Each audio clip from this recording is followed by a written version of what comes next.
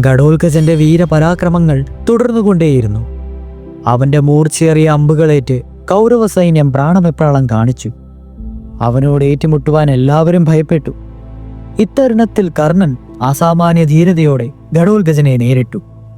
എന്നാൽ രാക്ഷസന്റെ അനിത സാധാരണമായ ആയോധന പാടവത്തിലും മായാവിദ്യ പ്രകടനത്തിലും കുടുങ്ങി കർണൻ നട്ടം തിരികെയാണുണ്ടായത്. ഘടോൽകജന്റെ മായാവിദ്യ കൊണ്ട് രണഭൂമിയിലാകെ ശിലാവർഷമുണ്ടായി. തികച്ചും അപ്രതീക്ഷിതമായി വരുന്ന വലിയ പാറക്കഷ്ണങ്ങളെ ആർക്കും തടുക്കുവാൻ കഴിയുമായിരുന്നില്ല. ദിവ്യശക്തികൾ പ്രയോഗിച്ച് കർണൻ മായാശക്തികളെ തടഞ്ഞുകൊണ്ടേയിരുന്നു. എങ്കിലും സമയം ചെല്ലുന്തോറും അത് അസാധ്യമായി തീർന്നു. ഘടോൽകജൻ പലപ്പോഴും അപ്രത്യക്ഷനാകും. ഇടയ്ക്കിടെ കാണും. ചിലപ്പോൾ ആകാശത്തിലായിരിക്കും പ്രത്യക്ഷപ്പെടുക. ആയിരക്കണക്കിന് രാക്ഷസന്മാർ പൊടുന്നനെ ആകാശത്തു നിന്ന് ഇറങ്ങി വന്ന് ഭടന്മാരെ തല്ലിക്കൊല്ലും. പോർക്കളത്തിന്റെ ഫലഭാഗത്തും പെട്ടെന്ന് അഗ്നി ആളിക്കത്തും. മറ്റു ചിലപ്പോൾ ആകാശത്ത് നിന്ന് വജ്രം, ശക്തി, ത്രാസം, മുസലം, ശൂലം, മുഗ്ധരം, ഖഡ്ഗം, തോമരം, ഗദ തുടങ്ങിയ ആയുധങ്ങൾ ആയിരക്കണക്കിന് ഭടന്മാരുടെ മേൽ പതിക്കും. കോരിച്ചൊരിയുന്ന ആ അത്ഭുത വൃഷ്ടിയിൽ നിന്ന് രക്ഷപ്പെടുവാൻ കർണന് പോലും ഒരു ഉപായവും കണ്ടെത്തുവാൻ സാധിച്ചില്ല. രാക്ഷസന്റെ ശരങ്ങളോ മായാശക്തികളോ പതിക്കാത്ത ഒരു ഭാഗവും പോർക്കളത്തിൽ ഇല്ലാതെയായി. കണക്കില്ലാത്ത സൈന്യങ്ങളും ആനകളും കുതിരകളും വാഹനങ്ങളും എല്ലാം നശിച്ചു. ഭടന്മാർ ഭയപ്പെട്ട് നിലവിളിച്ചുകൊണ്ട് ഓടുവാൻ തുടങ്ങി. ആകാശം മുഴുവൻ ശരങ്ങൾ കൊണ്ട് നിറച്ചു. കർണൻ ദിവ്യാസ്ത്രങ്ങൾ പലതും പ്രയോഗിച്ചു. പക്ഷെ അതുകൊണ്ടൊന്നും യാതൊരു പ്രയോജനവും ഉണ്ടായില്ല. പുലരുന്നതിന് മുമ്പ് കൗരവ സൈന്യത്തെയെല്ലാം ഘടോൽകജൻ മുടിക്കുമെന്ന നിലയിലായി. ഘടോൽകജനെ കൊന്നല്ലാതെ യാതൊരു രക്ഷയും തങ്ങൾക്കില്ലെന്ന് കൗരവർക്ക് ബോധ്യമായി. അവർ കർണനെ സമീപിച്ച് ഇന്ദ്രൻ കൊടുത്തിട്ടുള്ള ഏകപുരുഷഘാതിനി എന്ന വേൽ പ്രയോഗിച്ച് രാക്ഷസനെ കൊല്ലണമെന്ന് അഭിപ്രായപ്പെട്ടു. മൃത്യുവിൽ നിന്ന് തന്നെ രക്ഷിക്കുവാൻ കഴിവുള്ള കർണകുണ്ടലങ്ങളും തൻ്റെ ശക്തികേന്ദ്രമായ ദിവ്യകവചവും ഇന്ദ്രന് ദാനമായി നൽകിയപ്പോൾ പകരമായി ഇന്ദ്രൻ നൽകിയതാണ് ഈ വേൽ. ഇതുകൊണ്ട് ആരെ വേണമെങ്കിലും കൊല്ലുവാൻ കഴിയും. പക്ഷേ ഒരിക്കൽ മാത്രം പ്രയോഗിക്കുന്നതിനെ കർണന് അനുവാദമുള്ളൂ. ഈ പ്രയോഗം കഴിഞ്ഞാൽ ആരുടെ നേർക്ക് പ്രയോഗിക്കുന്നുവോ ആളിനെ കൊന്നിട്ട് വേൽ നേരെ ഇന്ദ്രന്റെ കയ്യിലെത്തും. അർജുനനുമായി നിർണായകമായ ഒരു പോരാട്ടം കർണന് നടത്തേണ്ടതായിട്ടുണ്ട്. ആ സന്ദർഭത്തിൽ അറ്റകൈക്ക് പാർത്ഥന്റെ നേരെ പ്രയോഗിക്കുന്നതിന് ഈ വേൽ സൂക്ഷിക്കുകയാണ് കർണൻ. ഇതെടുത്ത് പ്രയോഗിച്ചാൽ തീർച്ചയായും ഘടോൽകജനെ കൊല്ലാം. എന്നാൽ അതോടുകൂടി എന്നേക്കുമായി ഈ വേൽ കർണന് നഷ്ടപ്പെടും. ഓരോ നിമിഷം കഴിയുന്തോറും ഘടോൽകജന്റെ ശക്തി വർദ്ധിച്ചു വരികയാണ്. അതോടൊപ്പം കൗരവരുടെ നാശം അപരിഹാര്യമായി കൂടിക്കൊണ്ടേയിരിക്കുന്നു. ദിവ്യമായ വേൽ ഘടോൽകജന്റെ നേരെ പ്രയോഗിക്കുവാൻ സംഭീതരായ കൗരവർ പിന്നെയും കർണനെ നിർബന്ധിച്ചു. രാക്ഷസമായ കൊണ്ട് വല്ലാതെ വിഷമിച്ചിരുന്ന കർണനും എങ്ങനെയെങ്കിലും അതിൽ നിന്ന് ഒഴിഞ്ഞു പോരണമെന്നുണ്ട്. എന്നാൽ എങ്ങനെയെന്നറിയാതെ പരിഭ്രാന്തരായിരിക്കുകയാണ്. അതിനിടയിലാണ് കൗരവ പ്രമാണികൾ വീണ്ടും നിർബന്ധിക്കുന്നത് വേലെടുത്ത് പ്രയോഗിക്കുവാൻ. കർണൻ എല്ലാം മറന്നു. ഘടോൽകജനെ കൊല്ലുക എന്നുള്ള ഏകാഗ്രമായ വിചാരം മാത്രം അവന്റെ മനസ്സിൽ ക്ഷീക്ഷിച്ചു. ഏകപുരുഷഘാതിനി എന്ന ദിവ്യമായ വേൽ കയ്യിലെടുത്തു. വീണ്ടും വണ്ണം അഭിമന്ത്രിച്ച് രാക്ഷസന്റെ നേർ കഴിച്ചു. ഭയങ്കരമായ അഗ്നിജ്വാല പ്രവഹിച്ചുകൊണ്ട് വേൽ ഘടോൽകജന്റെ മേൽ തറച്ചു. ആകാശത്ത് നിന്നിരുന്ന രാക്ഷസൻ മരിച്ച് ഭൂമിയിലേക്ക് പതിച്ചു. പർവ്വതാകാരമായ അവന്റെ ശരീരം വീണപ്പോൾ അതിനിടയിൽപ്പെട്ട അനവധി ആന, കുതിര, കാലാൾ എന്നിവ ഞെരിഞ്ഞമർന്നു മരിച്ചു. ഘടോൽകജൻ മരിച്ചുവെന്നറിഞ്ഞപ്പോൾ കൗരവർ പൃഷ്ടരായി. അവർ ഉച്ചത്തിൽ ആർത്തുവിളിച്ചും പെരുമ്പറ കൊട്ടിയും വിജയം ആഘോഷിച്ചു. ഏകപുരുഷഘാതിനി എന്ന വേൽ അതിന്റെ കൃത്യം നിർവഹിച്ചിട്ട് ഇന്ദ്രന്റെ കയ്യിൽ തിരിച്ചെത്തി. കർണന്റെ ശക്തി ജയിച്ചു. ഘടോൽകജന്റെ വധം പാണ്ഡവ നേതാക്കളെ ഞെട്ടിച്ചു. അവർ വളരെ ദുഃഖിച്ചു. അവരുടെ മുഖം മ്ലാനമായി. അവർ വീര്യം നഷ്ടപ്പെട്ട അസ്ത്രപ്രജ്ഞരായി നിന്നു. ഭീമന് പൊട്ടിക്കരയണമെന്ന് തോന്നി. ധർമ്മപുത്രൻ ദുഃഖം താങ്ങാനാവാതെ തലയ്ക്ക് കയ്യും കൊടുത്ത് തേർത്തിട്ടിൽ ഇരുന്നു പോയി. പാർത്ഥന്റെ കണ്ണുകളും നിറഞ്ഞു. ഘടോൽകജന്റെ വധമറിഞ്ഞപ്പോൾ പാർത്ഥസാരഥി അത്യധികമായ ആഹ്ലാദത്തോടെ തേർത്തട്ടിൽ നിന്നു. നൃത്തം ചെയ്യുക കൂടി ചെയ്തു. സന്തോഷസൂചകമായി പാഞ്ചജന്യം മുഴക്കി. ആർക്കും അതിന്റെ കാരണം മനസ്സിലായില്ല. എല്ലാവരും പകച്ചു നിന്നുപോയി. ആ സ്ഥാനത്തെന്ന് തോന്നത്തക്ക വിധത്തിൽ ഭഗവാൻ സന്തോഷിക്കുന്നത് കണ്ടപ്പോൾ അർജുനൻ ആശ്ചര്യത്തോടെ ചോദിച്ചു, മാധവ, ഘടോൽകജന്റെ മരണത്തിൽ എല്ലാവരും ദുഃഖിക്കുന്ന ഈ അവസരത്തിൽ അങ്ങു മാത്രം അത്ഭുതമായ സന്തോഷം പ്രകടിപ്പിക്കുന്നത് എന്തുകൊണ്ടാണ്? കൃഷ്ണൻ ചിരിച്ചുകൊണ്ട് പ്രതിവചിച്ചു, അതെയോ, പറയാം. ഇന്ദ്രൻ നൽകിയ വേൽ കർണന് നഷ്ടപ്പെട്ടിരിക്കുന്നു. അതവന്റെ കയ്യിൽ ഉണ്ടായിരുന്നുവെങ്കിൽ അത് ഉപയോഗിച്ച് അവൻ നിന്നെ കൊല്ലുമായിരുന്നു. അതുകൊണ്ടാണ് മുമ്പ് പലപ്പോഴും നീ അവനോട് ഏറ്റുമുട്ടുവാൻ ഇടയാകാതെ ഞാൻ തടഞ്ഞത്. ഇനിയും നിനക്ക് ഭയപ്പെടുവാനില്ല. നിനക്കവനെ കൊല്ലുവാൻ കഴിയും. അതോർത്താണ് ഞാൻ സന്തോഷിക്കുന്നത്. ഈ വേൽ മാത്രമായിരുന്നു അർജുന നിനക്കെതിരെയുള്ള അവൻ്റെ ഒരേ ഒരു ആയുധം. ഇതല്ലാതെ ഒരു വിധത്തിലും അവന് നിന്നെ കൊല്ലുവാൻ സാധിക്കുമായിരുന്നില്ല. ഇന്ദ്രന്റെ ഈ ആശീർവാദം ഇതോടെ തീർന്നിരിക്കുന്നു. ഭഗവാന്റെ സന്തോഷത്തിന്റെ കാരണം വ്യക്തമാക്കിയപ്പോൾ അർജുനന് സമാധാനമായി. അവൻ ആശ്വാസത്തോടെ ഒരു ദീർഘശ്വാസം വിട്ടു. യുദ്ധത്തിന്റെ കാര്യങ്ങൾ അന്ധനായ ധൃതരാഷ്ട്രന് വിവരിച്ചു കൊടുത്തിരുന്നത് സഞ്ജയനായിരുന്നുവല്ലോ. ഘടോത്കച വധത്തെപ്പറ്റിയും സഞ്ജയൻ വിശദമായി തന്നെ വിവരിച്ച് കേൾപ്പിച്ചു കൊടുത്തു. അപ്പോൾ ധൃതരാഷ്ട്രർ ചോദിച്ചു, സഞ്ജയ, യുദ്ധം തുടങ്ങിയിട്ട് 14 ദിവസമായില്ലേ? ഇതിനോടകം എന്തുകൊണ്ടാണ് കർണൻ അമോഘമായി ഈ വേൽ അർജുനന്റെയോ കൃഷ്ണന്റെയോ മേൽ പ്രയോഗിക്കാതിരുന്നത്? അർജുനനെ കൊന്നിരുന്നുവെങ്കിൽ യുദ്ധത്തിന്റെ ഗതി തന്നെ മാറിപ്പോകുമായിരുന്നില്ലേ? ഇതിൽ പരം വിഡ്ഢിത്തം വേറെ എന്താണുള്ളത്? ഇത്രയും മണ്ടന്മാരായ കൗരവർ എങ്ങനെയാണ് ഇനിയും യുദ്ധം ജയിക്കുവാൻ പോകുന്നത്? സഞ്ജയൻ പറഞ്ഞു, മഹാരാജാവേ, കർണൻ അറിയാം ആ വേൽ അർജുനന്റെ മേൽ പ്രയോഗിച്ചാൽ അർജുനൻ മരിക്കുമെന്ന്. ഭീഷ്മന്റെ പതനത്തിന് ശേഷം മാത്രമല്ലേ കർണൻ നേരിട്ട് യുദ്ധം ചെയ്യുവാൻ തുടങ്ങിയുള്ളൂ. ഓരോ ദിവസവും അവൻ വിചാരിക്കും ഇന്നീ വേൽ അർജുനന്റെ നേരെ പ്രയോഗിക്കണമെന്ന്. എന്നാൽ അവനത് കഴിഞ്ഞിരുന്നില്ല. അവർ തമ്മിൽ നേരിട്ടൊരു ദ്വന്ദ്വയുദ്ധം ഉണ്ടായില്ല എന്നുള്ളതാണ് അതിൻ്റെ പ്രധാന കാരണം.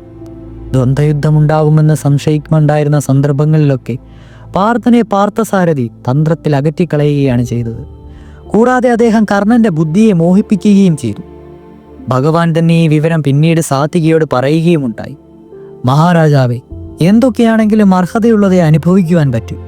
അതിൻ്റെ സ്പഷ്ടമായ തെളിവാണിത്. ഘടോത്കചന്റെ മരണം കൂടുതൽ ശോകാർത്ഥനമാക്കിയത് ധർമ്മപുത്രനെയായിരുന്നു.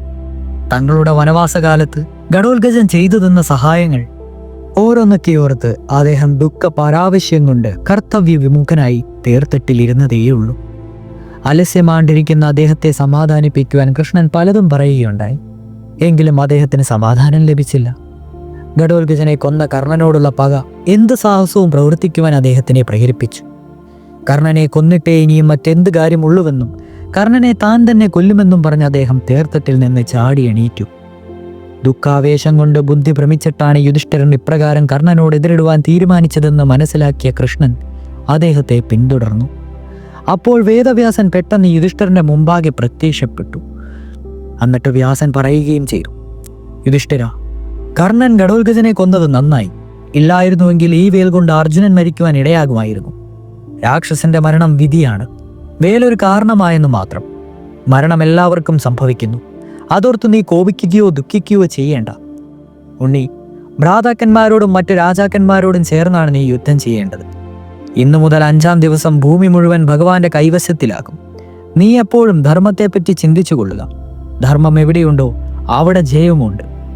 യുധിഷ്ഠിരനെ അനുഗ്രഹിച്ചിട്ട് വ്യാസൻ പറഞ്ഞു തുടങ്ങി. യുധിഷ്ഠിരൻ സമാധാനചിത്തനായി. അദ്ദേഹത്തിന്റെ ഉത്സാഹം വർദ്ധിച്ചു. കർണനും ദ്രോണനും കൂടി അപ്പോഴും പാണ്ഡവപ്പടയെ തകർത്തുകൊണ്ടിരിക്കുകയായിരുന്നു.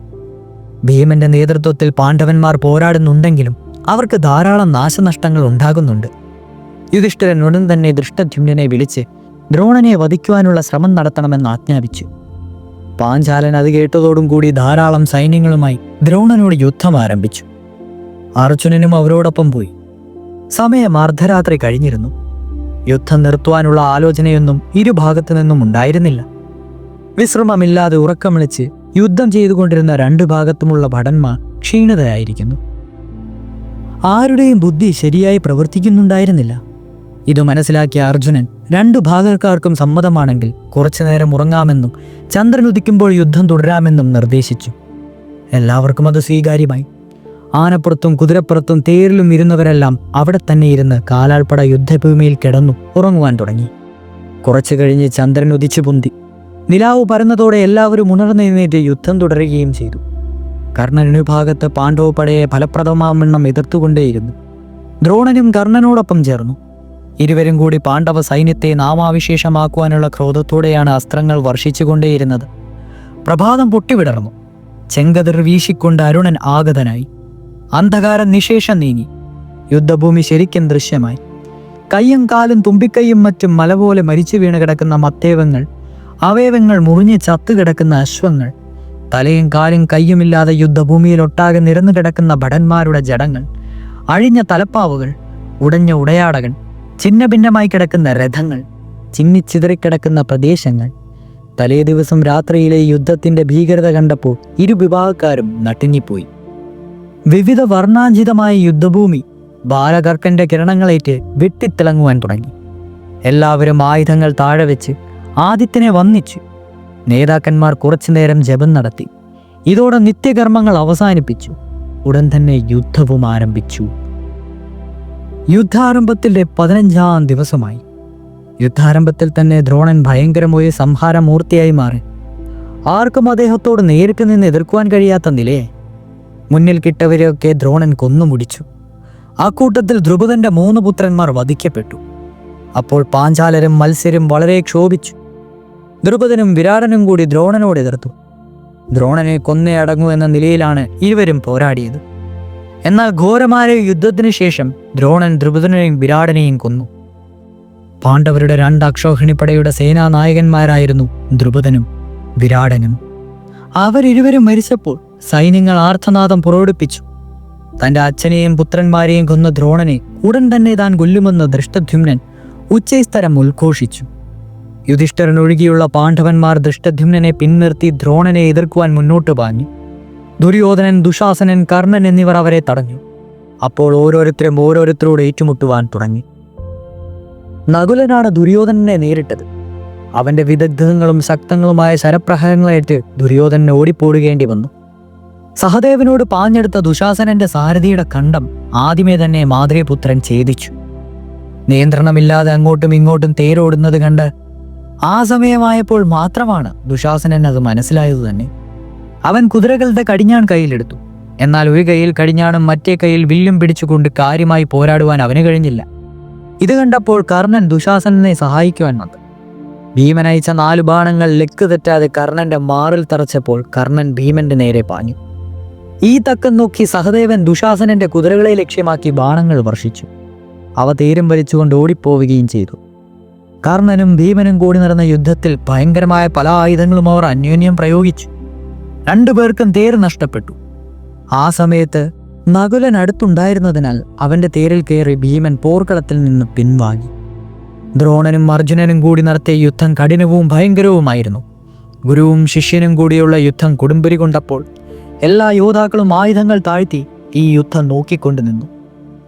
ദേവന്മാരും ഗന്ധർവന്മാരും സിദ്ധന്മാരും ഋഷികളുമൊക്കെ രോമാഞ്ചകഞ്ചുകമായി ഈ യുദ്ധം കാണുവാൻ ആകാശത്തു വന്ന് നിരന്നു നിന്നു. ആചാര്യം പ്രയോഗിക്കുന്ന അസ്ത്രങ്ങളൊക്കെ തക്ക വിധത്തിൽ പ്രത്യസ്ത്രങ്ങൾ പ്രയോഗിച്ച് അർജുനൻ തടുത്തു. ജയപരാജയങ്ങളില്ലാതെ ഇരുവരും ഒരേപോലെ പോരാടി. 2 പേർക്കും എതിരാളിയുടെ ശരീരത്തിൽ ഒരൊറ്റ അമ്പ് പോലും കൊള്ളിക്കുവാൻ കഴിഞ്ഞില്ല. തൻ്റെ ശിഷ്യന്റെ അസ്ത്രപാടവത്തെ കണ്ട് ദ്രോണൻ മനസ്സാ അവനെ അഭിനന്ദിച്ചു. ദീർഘനേരം നീണ്ടുനിന്ന പോരാട്ടത്തിൽ ദ്രോണൻ അർജുനനെതിരെയായി കാര്യമായിട്ടൊന്നും ചെയ്യുവാൻ കഴിയാതെ വന്നപ്പോൾ കൗരവർ പരിഭ്രാന്തരായി. ഇത് മനസ്സിലാക്കിയ ദ്രോണൻ ദിവ്യാസ്ത്രങ്ങളായ വായവം, വാരുണം, നാഗം, ഗാരുഡം, പർവ്വതം തുടങ്ങിയവങ്ങളായി അയച്ചുവെങ്കിലും അവയെല്ലാം അർജുനൻ ലാഘവത്തോടെ തടുക്കുകയും അതുപോലെയുള്ള അസ്ത്രങ്ങൾ ദ്രോണരുടെ മേൽ ചൊരിയുകയും ചെയ്തു. അവസാനമായി സർവ്വജീവികളും ഭയപ്പെട്ട് നടുങ്ങത്തക്ക നിലയിൽ ദ്രോണൻ ബ്രഹ്മാസ്ത്രം പ്രയോഗിച്ചു. ബ്രഹ്മാസ്ത്രം കൊണ്ട് തന്നെ അർജുനൻ അതിനെ തടഞ്ഞപ്പോൾ ഈ മഹാരഥന്മാർ തമ്മിൽ യുദ്ധം ചെയ്യുന്നത് കൊണ്ട് ഫലമൊന്നും ഉണ്ടാവുവാൻ പോകുകയില്ല എന്ന് എല്ലാവരും നിശ്ചയിച്ചു. ഇരുഭാഗത്തുമുള്ള പ്രമാണികൾ ഇരുവരെയും സഹായിക്കുവാനെത്തി.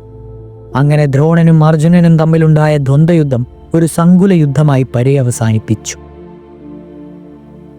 അപ്പോഴും ദ്രോണൻ എല്ലാ ഭാഗങ്ങളിലേക്കും ബാണങ്ങൾ തൂകി പാണ്ഡവപ്പടയെ സംരക്ഷിച്ചുകൊണ്ടേയിരുന്നു. ദ്രോണരെ വധിക്കാത്ത പാണ്ഡവർക്ക് യുദ്ധം ജയിക്കുവാൻ സാധ്യമല്ലെന്ന് കൃഷ്ണന് നല്ലതുപോലെ അറിയാമായിരുന്നു. കൃഷ്ണൻ പാണ്ഡവരെ വിളിച്ചു പറഞ്ഞു, ദ്രോണരെ പോരിൽ ജയിക്കുവാൻ സാധ്യമല്ല. വില്ലാളിയായ ദ്രോണൻ വില്ലുമേന്തി നിൽക്കുമ്പോൾ അദ്ദേഹത്തെ പരാജയപ്പെടുത്തുവാൻ ഇന്ദ്രന് പോലും കഴിയുകയില്ല. ആയുധം താഴെ വെച്ചെങ്കിൽ മാത്രമേ ദ്രോണനെ കൊല്ലുവാൻ വഴിയുള്ളൂ. നേരായ മാർഗത്തിൽ കൂടി അത് നടപ്പില്ല. കൗശലം പ്രയോഗിച്ച് വേണം അത് നടപ്പാക്കാൻ. അശ്വത്ഥാമാവ് മരിച്ചാൽ പിന്നെ ദ്രോണൻ യുദ്ധം ചെയ്യുകയില്ല. അദ്ദേഹം ആയുധം താഴ്ത്ത വെക്കും. അതുകൊണ്ട് അശ്വത്ഥാമാവ് വധിക്കപ്പെട്ടുവെന്ന് ആരെങ്കിലും പോയി ദ്രോണനോട് നുണ പറയാം. ഇപ്രകാരം ഒരു നുണ പറയുന്നതിൽ ധനഞ്ജയൻ എതിർപ്പ് പ്രകടിപ്പിച്ചു. യുധിഷ്ഠിരനും ആദ്യം ഇതിന് സമ്മതിച്ചില്ല. എന്നാൽ കൃഷ്ണന്റെ നിർബന്ധത്തിന് വഴങ്ങി പിന്നീട് സമ്മതിക്കുകയാണ് ഉണ്ടായത്. പാണ്ഡവ പക്ഷത്തുള്ള മാളവ രാജാവായ ഇന്ദ്രവർമ്മന് അശ്വത്ഥാമാവ് എന്നു പേരുള്ള ഒരു ആനയുണ്ടായിരുന്നു. ഭീമസേനൻ ഉടനെ തന്നെ പോയി ആ ഗജേന്ദ്രനെ തല്ലിക്കൊന്നു. എന്നിട്ട് യുദ്ധം ചെയ്തുകൊണ്ട് നിൽക്കുന്ന ദ്രോണരുടെ അടുത്ത് പോയി അലറി, അശ്വത്ഥാമാവ് മരിച്ചു, അശ്വത്ഥാമാവ് ചത്തു. വാസ്തവത്തിൽ ദ്രോണപുത്രനായ അശ്വത്ഥാമാവ് യുദ്ധഭൂമിയിൽ മറ്റെവിടെയോ നിന്ന് പോരാടുകയായിരുന്നു. തനിക്ക് ഏറ്റവും മനോവേദന ഉണ്ടാക്കുന്ന ഈ വാക്കുകൾ കേട്ടപ്പോൾ ദ്രോണനൊന്ന് ഞെട്ടി. എങ്കിലും തൻ്റെ മകന്റെ കഴിവുകൾ നല്ലതുപോലെ അറിയാവുന്ന ദ്രോണൻ അത് വിശ്വസിച്ചില്ല. അദ്ദേഹം തന്നെ സംഹാരതാണ്ഡവം തുടർന്നുകൊണ്ടേയിരുന്നു.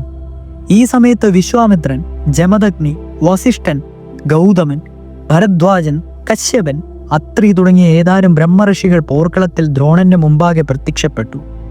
അവർ പറഞ്ഞു, ദ്രോണ, വേദാംഗത്യവും സത്യധർമ്മസ്ഥനവും വിശേഷിച്ച് ബ്രാഹ്മണനുമായവന് ഒട്ടും ചേർന്ന കാര്യമല്ല ഭവാൻ ഇപ്പോൾ ചെയ്തുകൊണ്ടിരിക്കുന്നത്.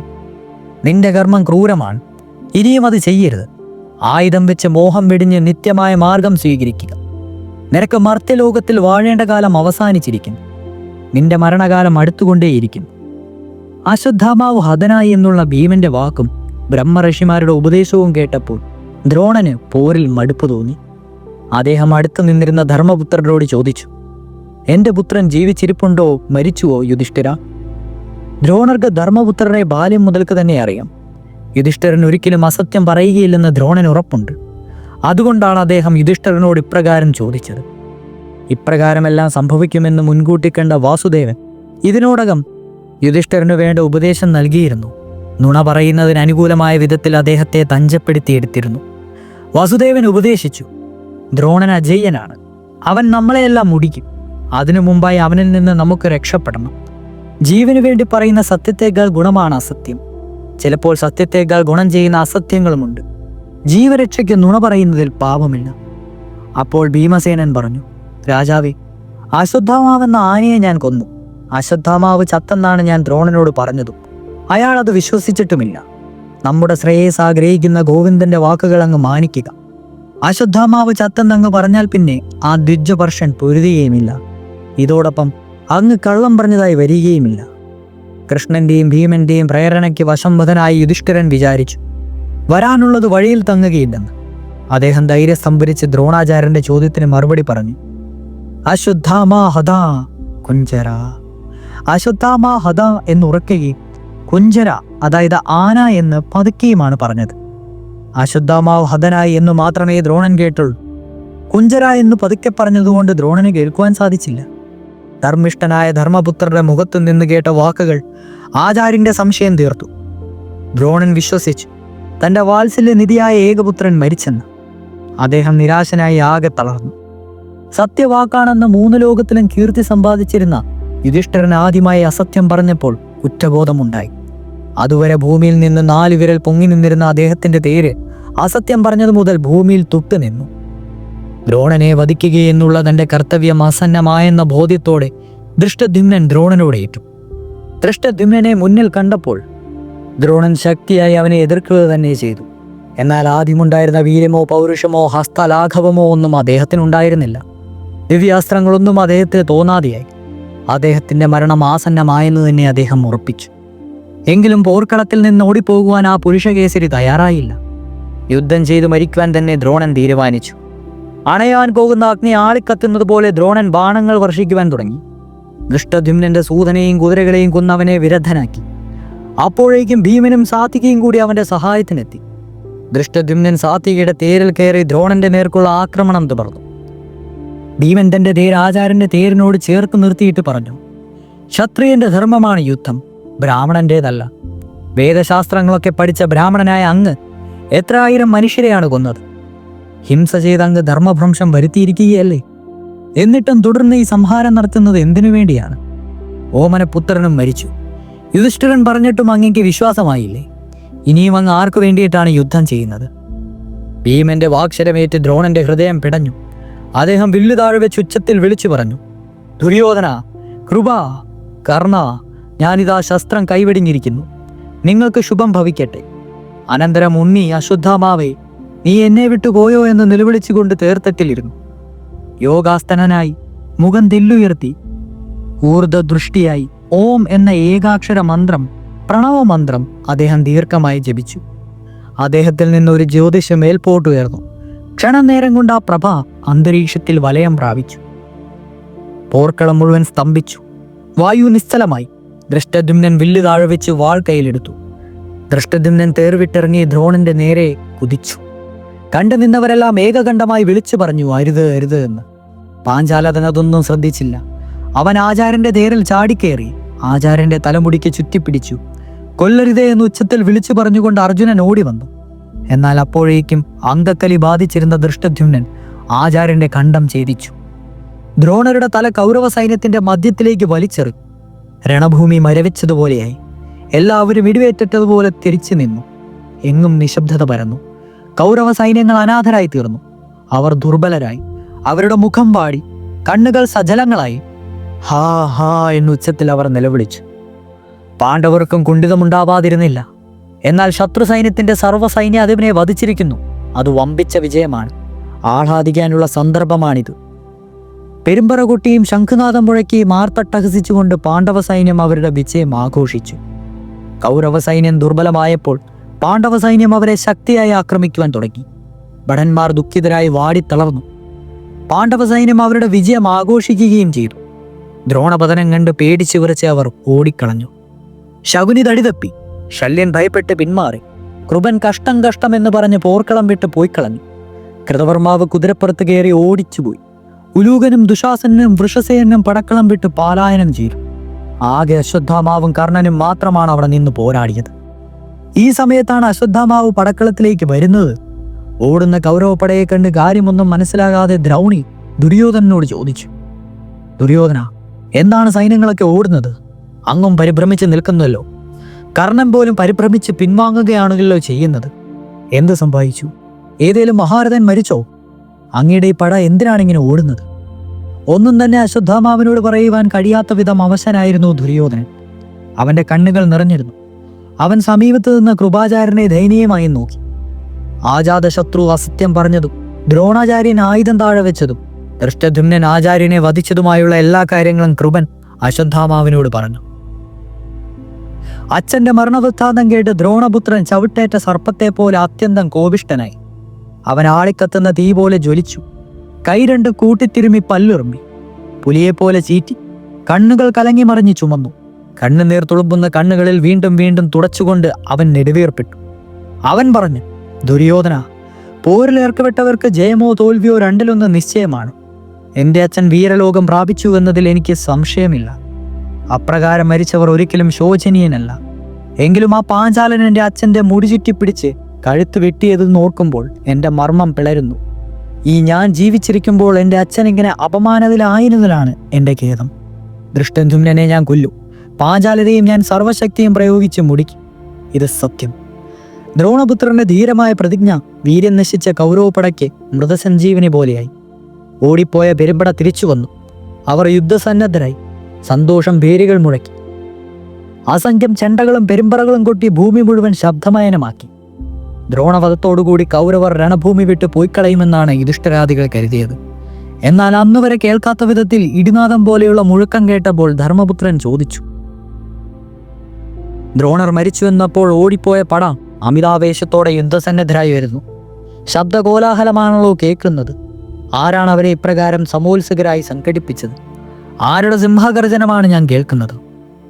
ബൽഗുണൻ പറഞ്ഞു, രാജാവേ, ആ ഗർജനം കേട്ടിട്ട് അങ്ങേക്കാളെ മനസ്സിലാകുന്നില്ലേ? അത് ശൂരനായ കൃപീസൂതൻ അശ്വത്ഥാമാവാണ്. ദ്രോണന്റെ വത്സലപുത്രൻ, പോരിൽ ദേവേന്ദ്രന് തുല്യൻ, ഗാംഭീര്യത്തിൽ കടലിനുത്തവൻ, ക്രോധം കൊണ്ട് സർവസന്നിഭൻ, തേരാളികളിൽ പ്രഥമ ഗണനീയൻ, ധ്വനികളിൽ ധന്യൻ, പോരിൽ ഒട്ടും നടുങ്ങാത്തവൻ. അനാഥനെ പോലെ ആരാണോ അസത്യമായ ക്രിയ കൊണ്ട് ദൃഷ്ടദ്യുമ്നനെ കൊന്നത്, അവനുള്ള കാലന്റെ ഗർജനമാണ് അങ്ങീ കേൾക്കുന്നത്. എൻ്റെ ഗുരുവിൻ്റെ മുടിയിൽ പാർഷദൻ പിടികൂടി. അത് ദ്രൗണി പൊറുക്കുകയില്ല. അവനോട് എതിർക്കുവാൻ ഞാൻ തയ്യാറല്ല. അങ്ങ് ധർമ്മജ്ഞനാണ് പോലും. എന്നിട്ട് ചെയ്തതോ ഉത്കടമായ അധർമ്മം. രാജ്യം കുതിച്ച അസത്യം കൊണ്ട് ഭഗവാൻ ഭുരുകുവിച്ച ചെയ്തു. ഈ ചരാചരങ്ങളുള്ള കാലത്തോളം ഭഗവാൻ ഈ ദുഷ്കീർത്തി നിലനിൽക്കും. ആചാര്യനെ കൊല്ലരുതേ എന്ന് ഞാൻ വിളിച്ചാർത്തു. എന്നിട്ടും അദ്ദേഹത്തെ കൊന്നു. അദ്ദേഹത്തിൻ്റെ മകനേക്കാൾ കൂടുതൽ അദ്ദേഹം എന്നെ സ്നേഹിച്ചിരുന്നു. എൻ്റെ മുന്നിൽ വെച്ച് ഞാൻ കാണാൻ അദ്ദേഹം വധിക്കപ്പെട്ടു. ഞാൻ എന്തിനാണ് ഇനി ജീവിച്ചിരിക്കുന്നത്? ഇനി ചാവുകയാണ് നല്ലത്. അർജുനന്റെ വാക്കുകൾ എല്ലാവരും ശ്രദ്ധാപൂർവം കേട്ടു. പക്ഷെ ആരുമൊന്നും മിണ്ടിയില്ല. ഭീമൻ വല്ലാതെ ക്ഷോഭിച്ചു. അവനത് തീരെ സഹിച്ചില്ല. ഭീമൻ പറഞ്ഞു, അർജുന, നീ മഹർഷിമാരെ പോലെയാണല്ലോ ധർമ്മപ്രസംഗം നടത്തുന്നത്. ശിഷ്യന്മാരെ ദ്രോഹിക്കുവാൻ വേണ്ടി ദുഷ്ടന്മാരുടെ ഭാഗം പിടിച്ച് അനസ്ത്രജ്ഞന്മാരായ അനവധി ആളുകളെ ദിവ്യാസ്ത്രങ്ങൾ കൊണ്ട് ചുട്ടുമുടിച്ച ദ്രോണനെയാണോ ധാർമ്മികനെന്ന് നീ വിളിക്കുന്നത്?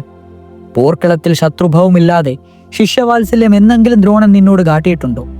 അങ്ങനെയുള്ള ശത്രുവിന്റെ പുത്രനെ വാഴ്ത്തുവാൻ നിനക്ക് ലജ്ജയില്ലേ? അതും സർവശക്തനായ ശ്രീകൃഷ്ണ പരമാത്മാവിന്റെ മുന്നിൽ വെച്ച്. അല്ലെങ്കിൽ തന്നെ അശ്വത്ഥാമാവിന് നിന്റെ 16 ശക്തിയുണ്ടോ?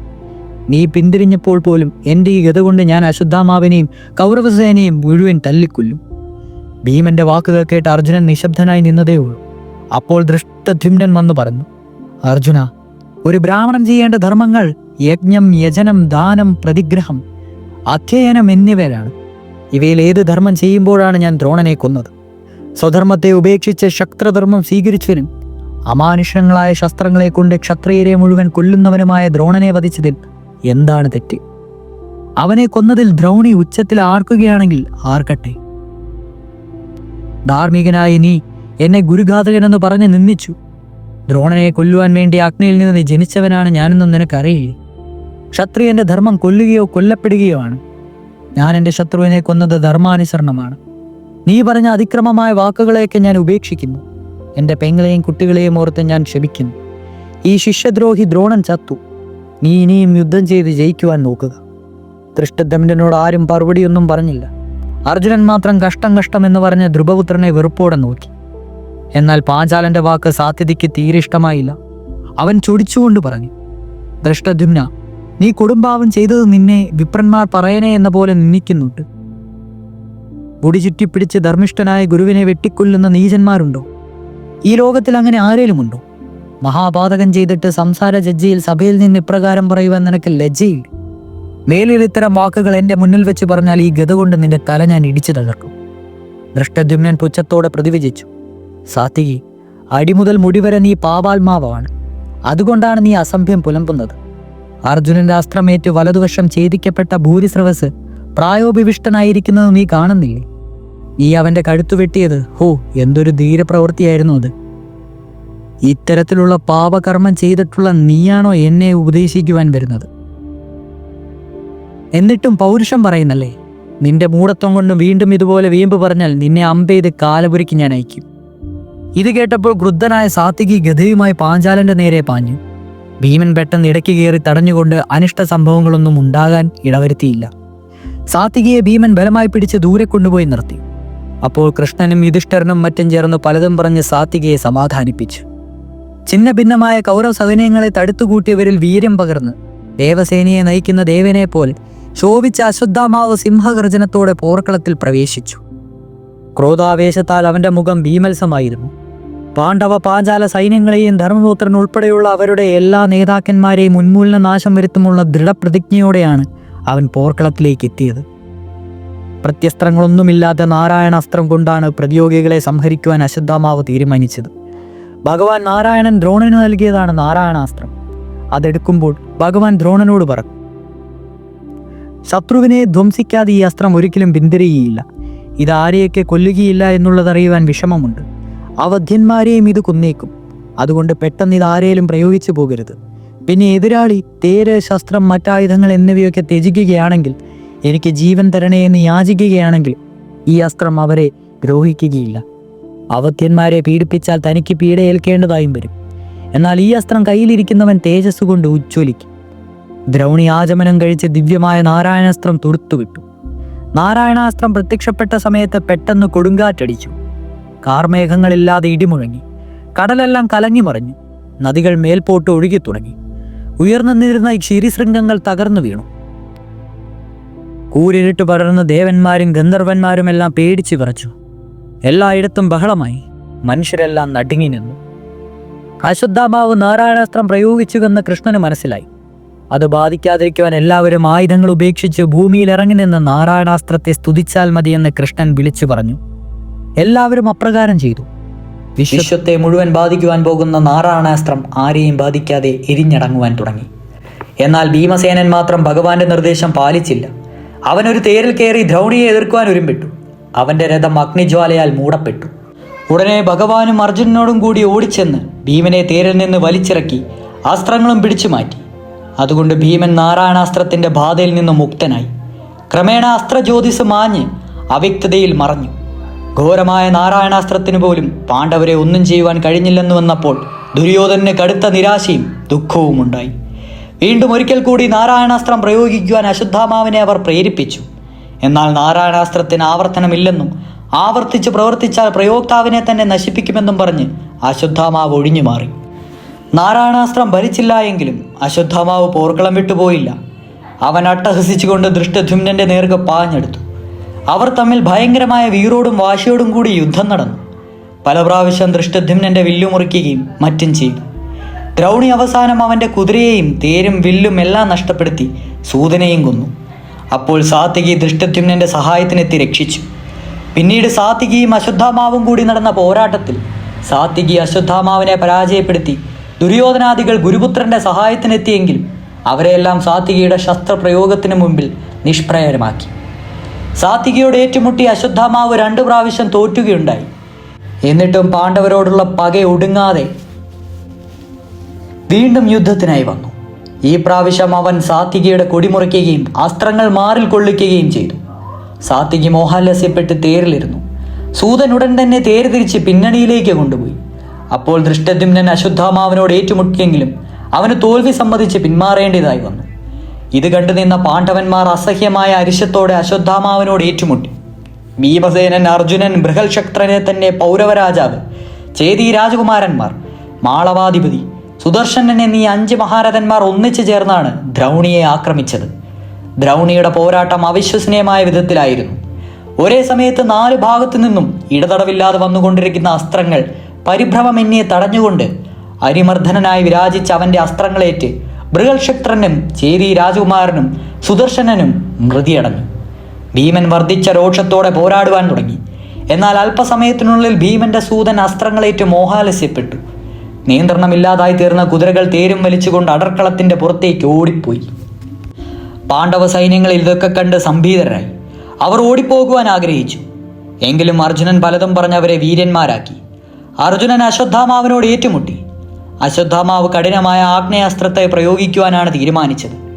അവൻ ആചമനം കഴിച്ച് ധ്യാനിച്ച് ആഗ്നേയാസ്ത്രം പ്രയോഗിച്ചു. അതിൽ നിന്ന് പലതരത്തിലുള്ള ആയുധങ്ങൾ പാണ്ഡവപ്പടയിലേക്ക് വീഴുവാൻ തുടങ്ങി. ക്രമേണ അഗ്നിജ്വാല താണിറങ്ങി വന്ന് പോർക്കളത്തെ മൂടി ചുട്ടരിക്കുവാൻ തുടങ്ങി. സൈന്യങ്ങൾ മിക്കവരും ഓടി രക്ഷപ്പെടുക തന്നെ ചെയ്തു. അഗ്നിസ്ഫുലിംഗങ്ങൾ കൃഷ്ണാർജുനന്മാരുടെ തേരിനെയും മൂടി. അവർ ദഹിച്ചുപോയെന്നാണ് കണ്ടു നിന്നവരൊക്കെ കരുതിയത്.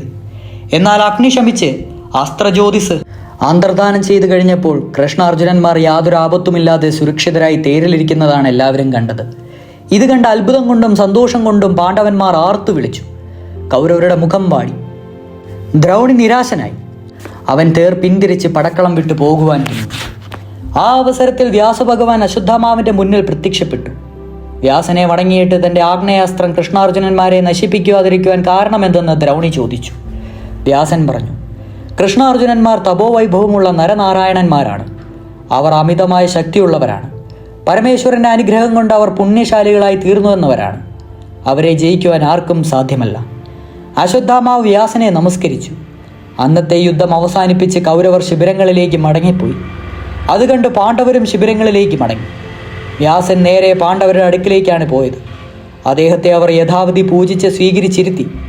അർജുനൻ വ്യാസനെ പ്രത്യേകമായി അഭിവന്ദനം ചെയ്തതിനു ശേഷം ചോദിച്ചു, ഘോരമായി യുദ്ധം നടക്കുമ്പോൾ ഞാൻ ശരങ്ങളെയ്ത് ശത്രുക്കളെ വധിക്കുന്ന സമയത്ത് അഗ്നിപ്രഭമായ ഒരു പുരുഷൻ എൻ്റെ മുമ്പേ പോകുന്നതായി കാണും. ജ്വലിക്കുന്ന ശൂലവുമേന്തി അവൻ ഏത് ദിക്കിലേക്ക് പോകുന്നുവോ ആ ദിക്കിൽ എൻ്റെ വൈരീവർഗം തകരുന്നതായി ഞാൻ കാണുന്നു. അവൻ്റെ കാൽ നിലത്തു തൊടുന്നില്ല, ശൂലം കയ്യിലുമില്ല. അവൻ്റെ പ്രഭാവത്തിൽ കയ്യിലുള്ള ശൂലത്തിൽ നിന്ന് 1000 ശൂലങ്ങൾ പുറപ്പെടുപ്പിക്കുകയും ചെയ്യുന്നു. മഹാമുനി, അവൻ മതിച്ച ശത്രുക്കളെ ഞാൻ കൊന്നതായി ജനങ്ങൾ വിചാരിക്കുകയാണ്. അവൻ ഭഞ്ചിച്ച പടയെ പിന്നാലെ പോയി ഞാൻ എയ്തു വീഴ്ത്തുകയാണ് ചെയ്തിട്ടുള്ളത്. പ്രഭു, ഈ ഉത്തമനായ പുരുഷൻ ആരാണെന്ന് ഭവാൻ പറഞ്ഞാലും ഞാൻ കണ്ട തേജസ്സുള്ള ആ ശൂലപാണി ആരായിരിക്കും? വ്യാസൻ ചിരിച്ചുകൊണ്ട് പറഞ്ഞു, അർജുന, നീ ഭാഗ്യവാൻ തന്നെ. പ്രജാപതികൾ പ്രഥമനും തേജസ്സുകൾക്ക് അതീശനും ഭുവനനും സർവ്വലോകദേശവനും ഈശാനും വരദനുമായ ശങ്കരനെയാണ് നീ ദർശിച്ചത്. ഇഷ്ടവരം ഭക്തന്മാർക്ക് തരുന്ന പലവിധത്തിൽ പുകഴ്ത്തപ്പെടുന്ന വിശ്വമൂർത്തിയെയാണ് നീ ദർശിച്ചത്. മഹാദേവനായ മഹേശ്വരൻ, ആ ശിവൻ നിന്റെ കൺമുമ്പിൽ വന്ന് നിന്നിരിക്കുന്നു. ഹേ കൗന്ദേയ, നീ ശാന്തനായ അവനെ നിത്യവും നമസ്കരിക്കുക. നിന്റെ മുന്നിൽ നീ കണ്ടവനായ ദേവൻ ദേവന്മാരുടെ ദേവനായ പിനാകിയായ പരമേശ്വരനാണ്. അദ്ദേഹമാണ് നിനക്ക് പാശുപതാസ്ത്രം നൽകിയത്. നീ പോയി പൊരുതൂ, നിനക്കൊരിക്കലും തോൽവി പറ്റുകയില്ല. പോരെങ്കിൽ നിന്റെ കൂടെ മന്ത്രിയായി രക്ഷ ചെയ്തുകൊണ്ട് ജനാർദ്ദനനുമുണ്ടല്ലോ. ഇപ്രകാരം പരാശരസൂതനായ വ്യാസഭഗവാൻ അർജുനനോട് സംസാരിച്ചു. അതിനുശേഷം ധന്യവും യശസ്സും പുണ്യവുമായ ദേവദേവന്റെ ചരിത്രമടങ്ങിയ ശതരുദ്രീയം എന്ന സ്തോത്രം അവനെ കേൾപ്പിച്ചിട്ട് വ്യാസൻ അവിടെ നിന്നും അപ്രതീക്ഷിതമായി. ഇതോടുകൂടി മഹാഭാരതം ദ്രോണപർവം അവസാനിച്ചിരിക്കുന്നു. അടുത്തത് മഹാഭാരതം കർണപർവമാണ്. തുടരും.